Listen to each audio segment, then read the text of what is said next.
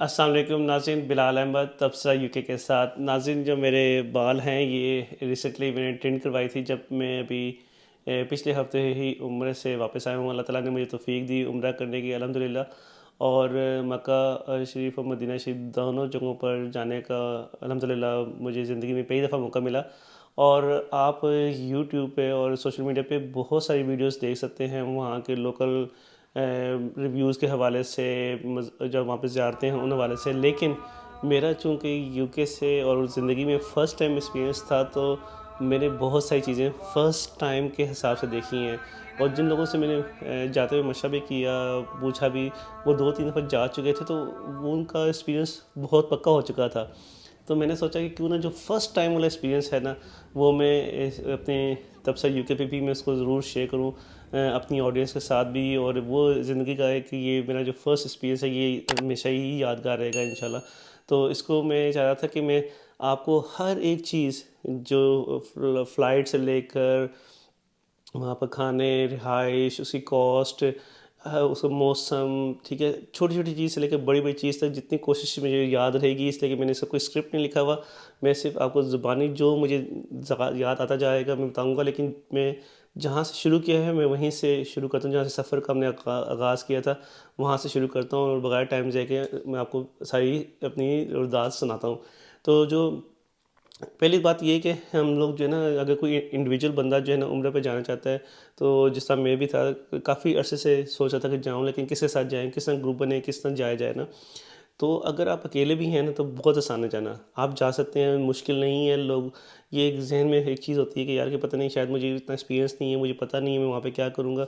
लेकिन यूट्यूब पे बड़े बेशुमार वीडियोस हैं। अब आप फेसबुक से और अमेज़ोन से और ये टिकटॉक से जो है दुआओं की बुक भी मिल जाती हैं, स्मार्ट सी छोटी सी साइज़ में, वो भी आप ले सकते हैं। सब दुआएं आपको मिल सकती हैं, और अगर आप उसको जो है कर सकते हैं। ये दैट्स द मेन थिंग कि नियत करें तो निकल जाएं, इसमें आप डिले ना करें अगर आपका इरादा है। मैंने भी काफ़ी अरसे से प्लान बनाया, लेकिन करते करते ग्रुप बनते बनते हमें टाइम लग गया, पहली बात।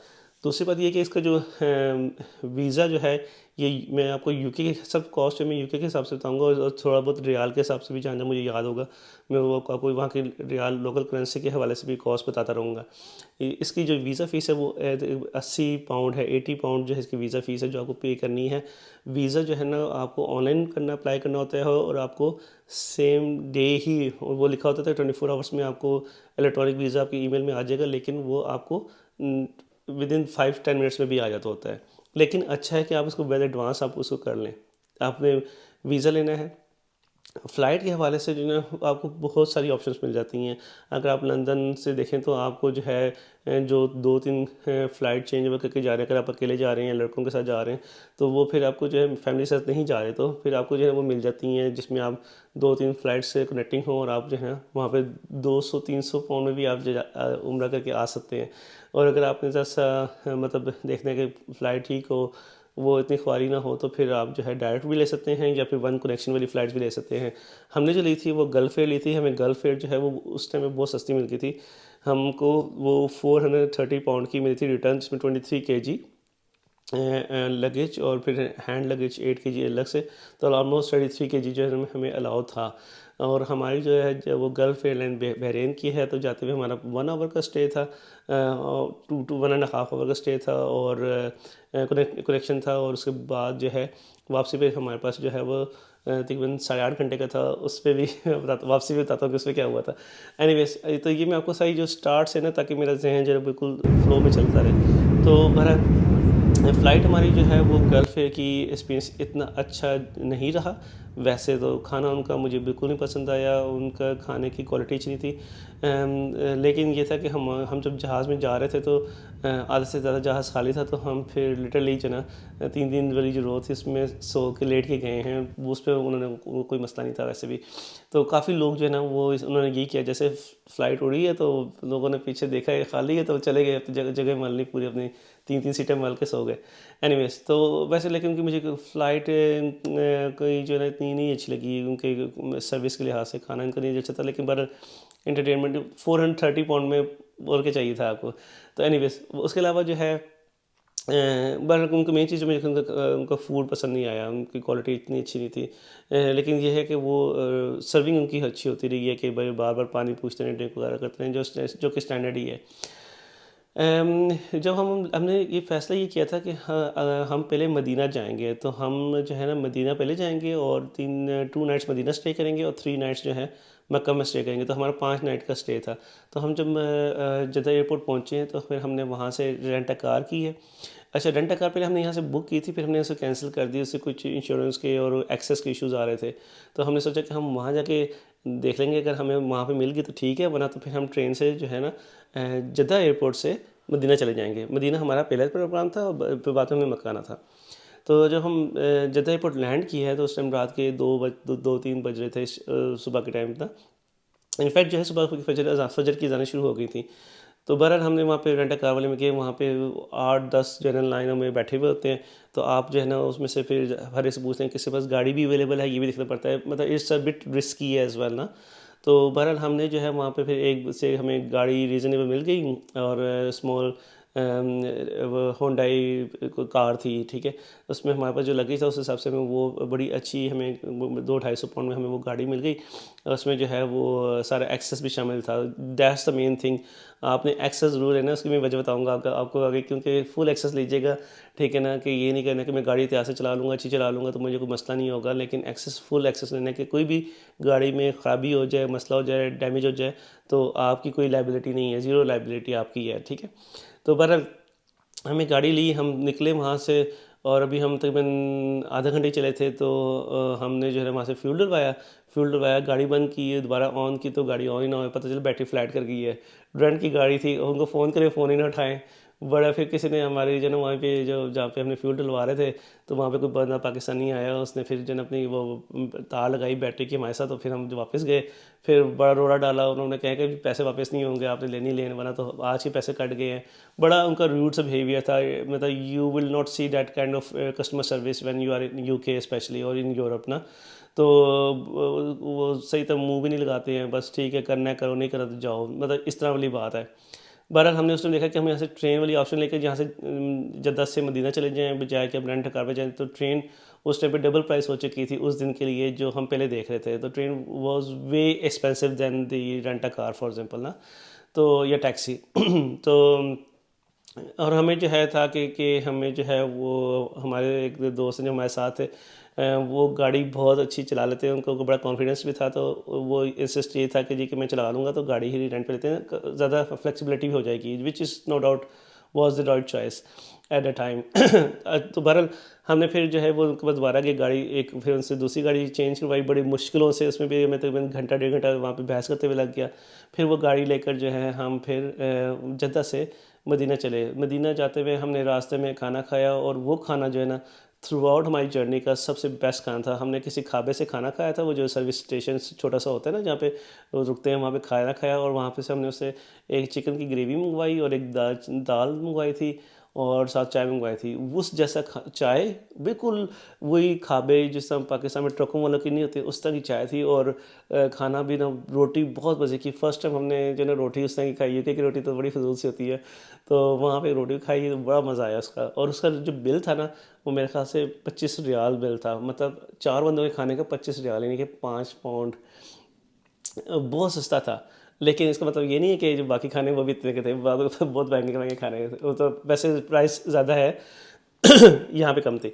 एनीवेज वो खाना खाया, उसके बाद फिर हम मदीना चले गए। मदीना में जो है ना मदीना में जो है आपको बहुत अच्छे, मस्जिद नबी के पास बहुत अच्छे अच्छे स्टैंडर्ड के होटल्स आपको बहुत ज़्यादा मिल जाते हैं। आप देख सकते हैं वीडियो में भी, बहुत अच्छे अच्छे होटल्स थे। और हमें जो होटल मिला था वो फिंदा होटल था।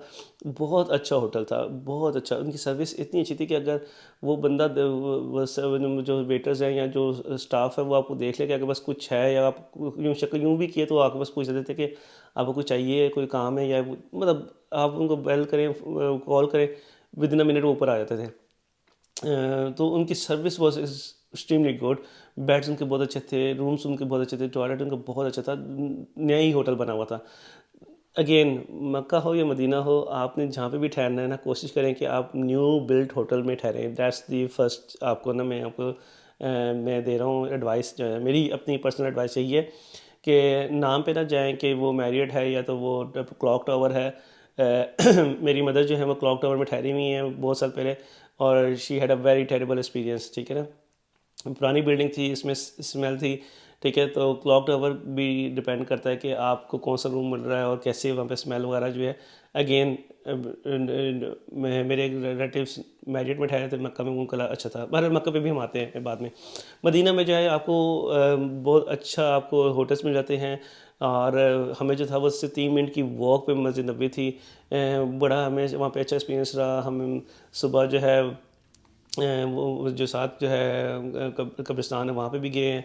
फिर हमने जो है वो बाकी जो है ज़ियारतें भी कवर की हैं, मस्जिद शोदा भी कवर की है। और उसके अलावा जो है वो हम वहाँ पे हमने सारी ज़ियारतों में भी जहाँ जहाँ पे भी गए हैं वो उसकी तो आप बहुत सारी वीडियोस अलग से देख सकते हैं, मैं उस पर नहीं जाना चाहता। लेकिन जो ज़ियारतें देखने का जो एक अलग, तो वहाँ पे जाके नफल पढ़ने का बड़ा मौका मिला, मस्जिदों को देखा, बहुत खूबसूरत खूबसूरत मस्जिदें माशाल्लाह। वहाँ पे जिन जिन ज़ियारतों में जाके हमने मस्जिदें देखी, बड़ा मज़ा आया। मस्जिदें इतनी ठंडी, मतलब एयर कंडीशन सिस्टम इतना आला किया हुआ था। बाहर जो है 40 नहीं 50 से करीब डिग्री टेम्परेचर था, लेकिन जो है ना आपको यहाँ बैठ के आपको ये एहसास होता है कि यार कि वहाँ बहुत गर्मी है, तो हमने जो है ना नहीं जाना, मतलब बाहर नहीं निकलना, या हमने इस मौसम में नहीं जाना, उम्रा नहीं कर सकते हैं कि इससे वहाँ पे 45 डिग्री सेंटीग्रेड जो है टेम्परेचर होगा। लेकिन जो है ना यकीन माने जब आप जाते हैं तो वहाँ ख़ास तौर पे मदीना में तो आपको नहीं पता चलता। गर्मी तो पता चलती है नो डाउट, लेकिन ये नहीं होता कि वो आपसे बर्दाश्त ना हो सके। मतलब यहाँ यूके में अगर 30 डिग्री सेंटीग्रेड भी हो तो आपको यहाँ से बर्दाश्त नहीं हो रही थी, लेकिन वहाँ पर जो है वो बर्दाश्त हो जाती है, गर्मी वहाँ की बर्दाश्त हो जाती है। तो ये, और उसके अलावा जो है वहाँ की जो ज़ियारतें भी की थी उनकी जो भी आप पीछे वीडियोस भी देख रहे होंगे। लेकिन जो मुझे मदीना में 2-3 चीज़ें हुई हैं जो कि मक्का में भी हुई हैं, वो ये कि जो गाड़ियाँ जो है ना वो हर तीसरी चौथी गाड़ी डैमेज है। हर तीसरी चौथी गाड़ी जो मदीना में थी और मक्का में भी जो है ना वो डैमेज नज़र आई है, ठीक है ना। किसी का शीशा टूटा हुआ है, किसी का बम्पर डैमेज हुआ हुआ है, किसी का दरवाज़ा डैमेज हुआ हुआ है, गाड़ियाँ चल रही हैं। और जो ट्रैफिक का जो निज़ाम है मदीना में भी और मक्का में भी टेरिबल है। मतलब आप इसे किसी भी तरह से लाहौर से भी कंपेयर नहीं कर सकते हैं। मतलब वहाँ पर कुछ नहीं पता कि कहाँ से गाड़ी आ जाएगी। रोड अच्छी बनाई हुई है लेकिन रोड सेंस किसी को नहीं है, हॉर्न मारते जाते हैं। और वहाँ पे जो है मतलब हम जब मदीना से जो है हम जब मक्का आ रहे थे और मदीना में भी हम एक, अगर आपने एग्ज़िट मिस कर गए ना खुद ड्राइव करते हुए, तो आप जो है ना फिर समझें कि आपको अगला एग्ज़िट जो है ना आधे घंटे बाद आएगा। मतलब इतना उनका ना कॉम्प्लिकेटेड सी रोड्स भी हैं। तो ये भी एक वजह है कि आपको जो है ना ज़्यादा सा मसला होता है कि अगर आप खुद ड्राइव कर रहे हो आपको टाइम काफ़ी ज़ाया हो जाता है इसी चीज़ में, कि इसलिए कि आपको उस तरह रोड की अवेयरनेस नहीं होती है जिस तरह वहाँ के लोकल लोगों को होती है। तो एनीवेज मदीना में तो हमारा जो है वैसे ओवरऑल 2 नाइट्स था। हमने वहाँ से शॉपिंग भी की। मदीना की जो है वो एक छोटा सा टाउन सेंटर सा बना हुआ है, सिटी सेंटर सा बना हुआ है। वहाँ पे वो गोल्फ कार्ट वाली गाड़ियाँ भी चल रही हैं। अच्छा हाँ, मैं एक बात बताना भूल गया। जो मक्का जद्दा एयरपोर्ट पे जो फर्स्ट चीज़ मुझे बहुत ज़्यादा इम्प्रेस हुई ना, वो वहाँ की लेडीज़ या फीमेल स्टाफ था। इमिग्रेशन स्टाफ 100% फीमेल स्टाफ था। बुरके शुरके फुल उन्होंने पहने हुए थे, लेकिन फुल कॉन्फिडेंस है और हर चीज़ को चेक कर रही हैं। और वहाँ पे स्कैनिंग की मशीनों पे भी, ठीक है ना, एक्सरे मशीन, जहाँ जहाँ पे भी एयरपोर्ट के मेजर स्टाफ था ना, सारा आपको फीमेल स्टाफ था। और उस टाइम रात का 2-3 बज रहे थे, ठीक है, मतलब नाइट ड्यूटी थी उस हिसाब से। तो डैट वाज वेरी इम्प्रेसिव ना, कि मैं नहीं एक्सपेक्ट करता कि इतना ज़्यादा होगा। मेरा ख्याल था कि ठीक है बस थोड़ा बहुत आपकी फ़ीमेल भी पर वो होगी इसमें कंट्रीब्यूशन, लेकिन मेल डोमिनेंट होगा। लेकिन वहाँ पे तो मुझे बहुत अच्छा लगा उस चीज़ को देखकर। वहाँ से हम सिम लेने की कोशिश, हाँ ये भी याद आ गया। वहाँ से हम सिम लेने की कोशिश कर रहे थे कि हमें यहाँ से सिम मिल जाए। तो सिम लेने के लिए जो नेटवर्क था, एक उसके पास के STC था शायद, हाँ। तो वो सबसे अच्छा नेटवर्क वही समझा जाता है। हम उसके पास गए तो एक तो ये कि वहाँ पे जो सऊदी बैठे हुए होते हैं ना, नो कस्टमर सर्विस, ये तो थ्रू आउट हमें देखने को मिला है ना। नो कस्टमर सर्विस, आप अगर वो फ़ोन पे देख रहे हैं, कंप्यूटर पे देख रहे हैं, वो किसी से बात कर रहे हैं, आप आ गए हैं, आपको वो किसी से जो मर्जी बात कर रहे हैं, फैमिली की कर रहा है, गपशप लगा रहे हैं, आपको लिफ्ट नहीं कराएगा। आप खड़े रहें आधा घंटा, अगर आपने खड़े होना है, आपकी जब बारी, जब उसका दिल करेगा, जब उसने कहा, तो फिर आपकी बारी आएगी, वरना आपकी बारी नहीं आएगी। तो बहरहाल हम पहले उससे बस खड़े रहे, मुंह देखते रहे। फिर उससे जब उसने हमें लिफ्ट कराई तो हमने उससे पूछा कि यार कि हमें सिम चाहिए, तो कहता है कि ये आज तो नेटवर्क ही डाउन है। तो लो सिम वहाँ से हमारी ज़रा नहीं मिल सकी उस टाइम पे। बहरहाल वो फिर मदीना जाके, आपको मदीना में जो काफ़ी मतलब वो बैठे होते हैं लोग जो ना स्टॉल लगा के आपको सिम दे देते हैं, एक्टिवेट भी कर देते होते हैं, वीपीएन भी डाल देते होते हैं ताकि आप जो व्हाट्सएप पे कॉल कर सकें। लेकिन व्हाट्सएप पूरा चलता है लेकिन मैसेजिंग पे चलता है। अगर आपको कॉल करनी है तो फिर वीपीएन ऑन करना पड़ता है। तो बहरहाल वीपी वहाँ पे हमने मदीना में हमने शॉपिंग भी की। कुछ लोगों ने मुझे मशवरा दिया था कि मक्का में शॉपिंग ना करें, मदीना में शॉपिंग कर लें, मदीना शॉपिंग सस्ती होती है। मदीना में भी आपको जो है बहुत ज़्यादा रेट का डिफरेंस है, एक शॉप से दूसरी शॉप में, एक प्लाजे से दूसरे प्लाजे में। बाकायदा उनकी एक होलसेल मार्केट भी बनी हुई, वहाँ पे भी गए थे। और फिर जो है मतलब वहाँ पर जो है ना आपको ये बड़ा डिफ़िकल्ट है कहना कि बहरहाल हमें कुछ मक्का से चीज़ें जो है जिस होटल में उठाए थे वहाँ पे उसकी जो नीचे शॉप थी वो हमें उससे सस्ती चीज़ें मिल गई। फॉर एग्जाम्पल जानमास हमें थी 10 रियाल की एक मिल रही थी, और 20 रियाल की दो थी, वो उसने हमें 15 रियाल की दो दे दी। ये मक्का में, और मदीना में वो 20 रियाल की दो दे रहा था। तो दैट्स द डिफरेंस, ठीक है ना। तो आपको बड़ा ही, अगर आपने ज़्यादा शॉपिंग करनी है तो आपको फिर काफ़ी रिसर्च करनी पड़ेगी। I wouldn't recommend any single person, because के मुझे खुद भी जो है मैंने कुछ चीज़ें कुछ कहाँ से ली हैं, कोई कहाँ से ली, तो मुझे जो है ना कोई किसी का एक बंदे का नहीं कह सकता कि इसका सबसे बेस्ट रेट था। हमारे पास टाइम ही नहीं था इतना कि हम उस पर इतना सर्वे कर सकते होते। और उसके अलावा जो खाने का जो है ना, मुझे मदीना में भी और मक्का में भी बड़ी डिसअपॉइंटिंग के खाना में ना, एक तो ये था कि आपके पास टाइम इतना कम था ना, तो आप दो दो तीन तीन घंटे खाने पे लगा नहीं सकते हैं, ठीक है। हमने खाना कोई खाना होता था, लेकिन जहाँ जहाँ पे खाया है ना, जो मीडियोकर लेवल के रेस्टोरेंट्स थे वहाँ के सब के खाने जो है ना हमें नहीं पसंद आए। अच्छा, हमने कोशिश की कि हम गूगल पे चले देख लें कि मक्का में जो है फॉर एग्जांपल कि कोई बहुत ही अच्छी रेटिंग वाला खाना हो। तो हमें मक्का में पाकिस्तानी रेस्टोरेंट का खाना मैं बात कर रहा हूँ, तो पाकिस्तानी रेस्टोरेंट में कोई खाना मिल ही नहीं रहा था जिसकी रेटिंग जो है ना 4 भी हो। और अच्छा, हमें खैर एक मिला था शायद पंजाब सर रेस्टोरेंट, पता नहीं क्या नाम था, मैंने उसकी क्लिप डाला हुआ भी है पीछे। वहाँ पे खाना खाने चले गए, उसकी रेटिंग पता नहीं 4.4 थी या 4.3 थी। हमने कहा चलो ये तो अच्छी रेटिंग है। वो उसका खाना बाकी जितने खाने खाए थे उससे भी बेकार था, क्योंकि खाना खाया नहीं जा रहा था। हलीम हमने मंगाई थी तो हलीम पता नहीं लगी नहीं रही थी, हलीम है बहुत ही फजूल थी। और उसका रेस्टोरेंट अच्छा रेस्टोरेंट लग रहा था बाहर से जो है ना, बहुत माठा नहीं था, अच्छा उसका वेल फर्निश था। तो हमारा ख्याल था कि यार ये तो बहुत अच्छा होगा, लेकिन ये अच्छा निकला। तो ये मक्का में भी यही था, मदीना में भी यही था कि खाना की जो हमें जो है ना बस गुजारा करने के हद तक खाना खा लें। हमने वहाँ से फिर अलबेक जो है 3 दफ़ा खाया है। अलबेक अच्छा था, अलबेक का बर्गर जो है वो बहुत पसंद आया था। अलबेक के चिकन नगर्स पर्सनली मुझे पसंद नहीं आए थे, लेकिन बाकी में जो साथ जो दोस्त थे उनको पसंद आए। मुझे इसमें ज़्यादा सी फ़िश की आ रही थी, लेकिन बर्गर उनका मुझे नो डाउट बहुत पसंद था। हमने केएफसी भी खाया मदीना से। मदीना से का केएफसी जो है वेरी एक्सपेंसिव था। जो मदीना के पास जितनी शॉप्स है ना, वो they are very posh shops है ना, होटल है, और नीचे उसकी जो है मार्केट बनी हुई है।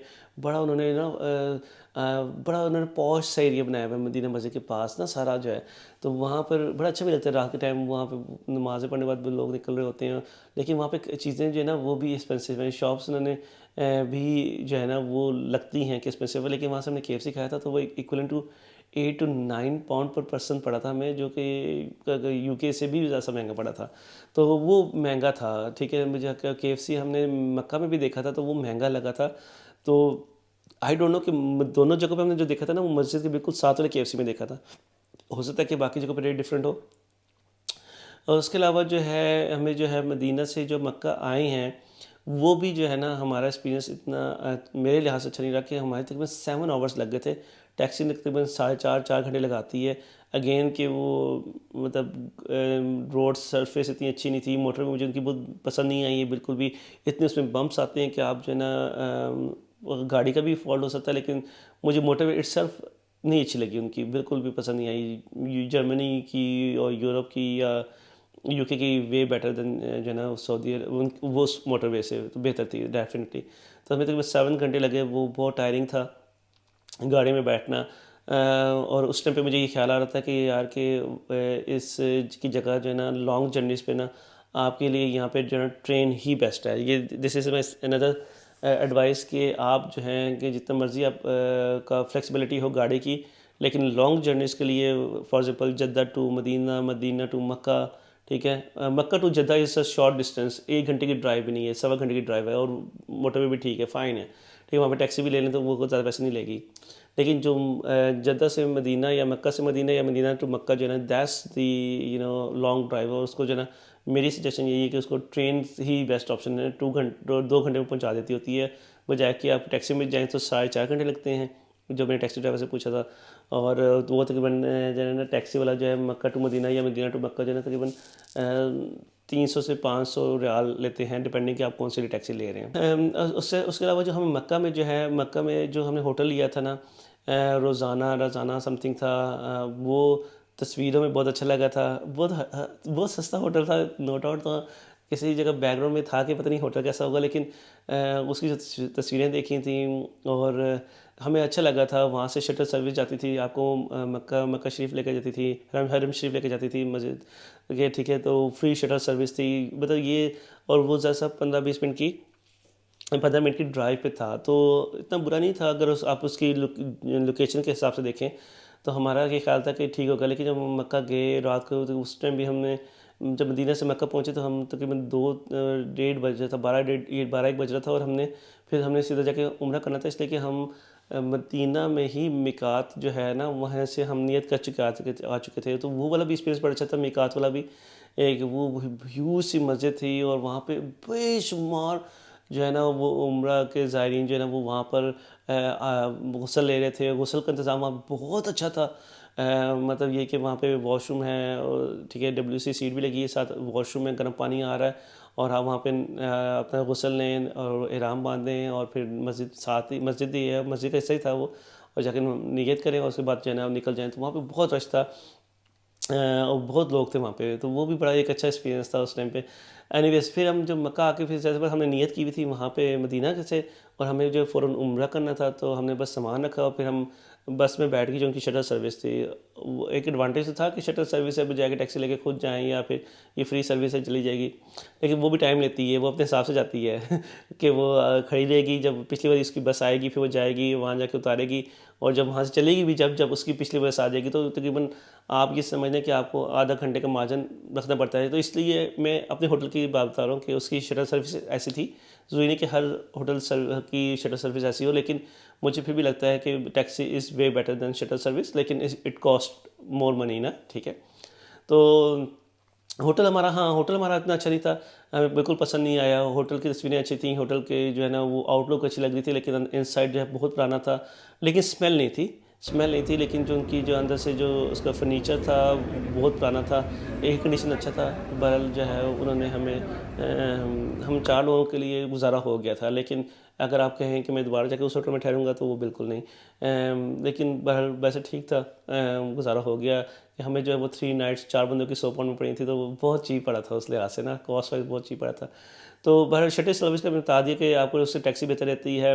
वहाँ पे आप जब जाके जिस तरह मैं फ़र्स्ट टाइम जब मैं उम्रा करने के लिए गया हूँ, तो आपने जिस तरह आपने वो वहाँ पे अंदर जाना है काबे को देखने के लिए, तो वो आपको ना एक लगता है कि जो ना जो हम सारी ज़िंदगी सोचते रहे हैं कि बहुत बड़ा सा सहन है, और बहुत बड़ा जो है ना वो सहन होगा तो सही। लेकिन जब हम एलिवेटर से नीचे उतर के बिल्कुल काबा के शरीफ के सामने पहुंचे ना, और मैंने आंखें बिल्कुल नीचे की हुई थी कि जब मैं एक दफ़ा ही देखना चाहता हूँ ना, तो बस मैं लोगों को फॉलो कर रहा था। जब मैंने यूं खोल के देखा काबा शरीफ को, तो मैं हैरान हो गया कि वो इतना करीब था कि, और जो मतलब मैं बिल्कुल मतलब सहन के कोने में खड़ा था। तो सहन से लेकर काबा का जो डिस्टेंस है वो बहुत करीब था। तो मुझे इतनी हैरानगी कि यार ये इतना करीब है। मतलब तो वीडियोस में या जो टीवी में देखते हैं, तो उसमें लगता है कि सहन बहुत दूर है और काबा बहुत दूर है ना, मतलब उसका हिस्स जो एरिया है। तो बहरहाल वो मुझे बहुत हैरानगी हुई, और उसके बाद मैं जितनी दफ़ा भी अल्हम्दुलिल्लाह उम्रा करने की तौफीक मिली इस विज़िट में, तो मुझे जो ना ये चीज़ मैं हमेशा सोचता रहा कि यार कि कितना है अच्छा। जहाँ तक बात है कि मैं रिलीजियस उसमें नहीं जा रहा, लेकिन ये जो टाइम कैलकुलेशन बता देता हूँ कि जो आप काबे का तवाफ़ करते हैं, वो नियरली डिपेंडिंग कि आप शक्ल के किस हिस्से में, वो तकरीबन घंटे में हो जाता है, 1 घंटा 10 मिनट में, घंटा से 10 मिनट कम कर ले उसमें भी हो जाता है, डिपेंडिंग कि रश कितना है। और उसके बाद जो सही है वो 1.25 घंटे से 1.5 घंटा ले लेती है तकरीबन। ये जो 7 चक्कर तवाफ़ के हैं और 7 चक्कर सही के हैं रफ़ा मरवा के दरमियान, ये जो है ये आपके जो तकरीबन 2.5 घंटे में हो जाते हैं, 2.5 घंटे में। लेकिन आना और फिर जाना जो है वो मिला के आपको तकरीबन ये 4 घंटे का पैकेज बन जाता है टोटल ऑल टुगेदर। और अगर आपने पहले उम्रा कर लिया उसके बाद और भी उम्रा करने हैं तो फिर आपको मस्जिद आयशा जाना पड़ता है। वो फिर यही है कि आप होटल से टैक्सी लेकर मस्जिद आयशा जाएँ, मस्जिद आयशा में जाके आपने नियत करनी है, नफल पढ़ने हैं, ठीक है। गुस्ल नहीं किया तो गुस्ल करना है, वरना तो गुस्ल आप होटल से भी कर सकते हैं। वहाँ जाके नियत करके फिर आपने टैक्सी लेकर फिर आपने मस्जिद हरम शरीफ में आ जाना है। आप डायरेक्ट नहीं आ सकते होटल से, आपको नियत करने के लिए मस्जिद आयशा जाना पड़ेगा, ये एक रूल है, ठीक है। तो वो मस्जिद आयशा एक मिकात में से एक है, ठीक है। अच्छा, जो जहाँ तक जो है तवाफ़ का जो एक्सपीरियंस है वो मेरा जो है पहला एक्सपीरियंस बहुत अच्छा था। वो हमने मेरे ख्याल से मंगल या बुध की सुबह किया था 2 बजे के करीब, ठीक है। तो रश बहुत कम था, अल्हम्दुलिल्लाह मुझे वो काबा को हाथ लगाने का भी मौका मिल गया, वो सब कुछ ठीक था। और उसके बाद जो दूसरे उम्रा किया ना उसमें जो है वो मगरिब इशा की नमाज़ के बाद किया तो इतना रश था, इतना रश था। और बहुत लोगों ने धक्कम पेल की, बहुत जो है ना उस टाइम पे आंटियाँ ख़ास तौर पे वो जो है ना बस उनका स्पीड उन्होंने 120 की लगाई हुई थी और बस उनको ताकि चक्कर लगाते जाएं, जल्दी से चक्कर पूरे करने हैं। लेकिन फिर इसमें यही है कि बड़ा मुश्किल है तवाफ़ करना ना। उनको फिर बहुत बाहर जाके तवाफ़ करेंगे तो ज़ाहिर सी बात है वो चक्कर भी बहुत लंबा लगता है और टाइम बहुत लगता है। फिर बच्चे उसमें कर सकते नहीं कर सकते, that's another thing which I am not sure कि वो हर फैमिली की अपनी रिक्वायरमेंट्स होती हैं।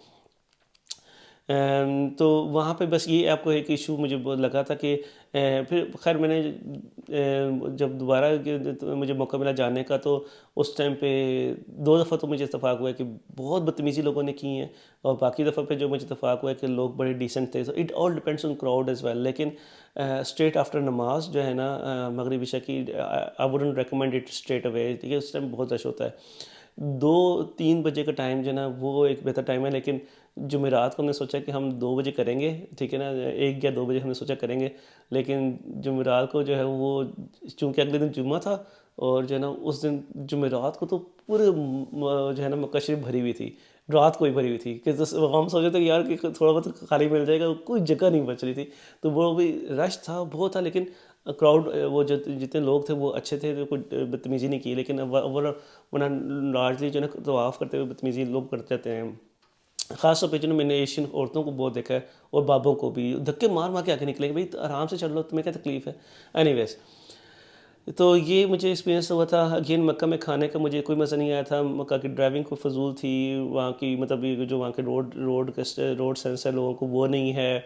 लेकिन मक्का के करीब जो हैं आपको जो है क्लॉक टावर तो एक वैसे मशहूर हो गया, लेकिन वहाँ के करीब बहुत अच्छे अच्छे होटल्स हैं, नए होटल्स भी बहुत बने हुए हैं। और अगर आपको ज़्यादा दूर होटल भी मिलता है तो आपको शटल से लेकर आपको आ सकते हैं।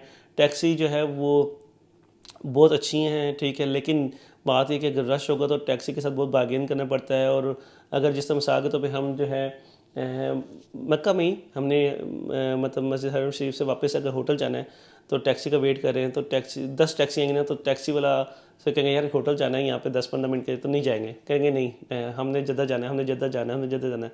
तो स्ट्रेट अवे मना कर देते हैं। तो काम बहुत है तो वो इसलिए जो ना लोग बहुत हैं, डिमांड बहुत है, तो आप ये ना एक्सपेक्ट करें कि आप गए और आपको फ़ौरन टैक्सी मिल जाएगी और जो आपका रेट चाह रहे हैं आपको उसको उस पर टैक्सी मिल जाएगी। रश होगा तो फिर आपको जो ना वहाँ पे ख्वारी भी करनी पड़ सकती है। मिसाल के तो हम जुम्मे के बाद होटल जाना था, मैं और मेरे दोस्त उम्रा करने के बाद हम वापस होटल जाना था, तो जुम्मे के बाद रश बहुत था।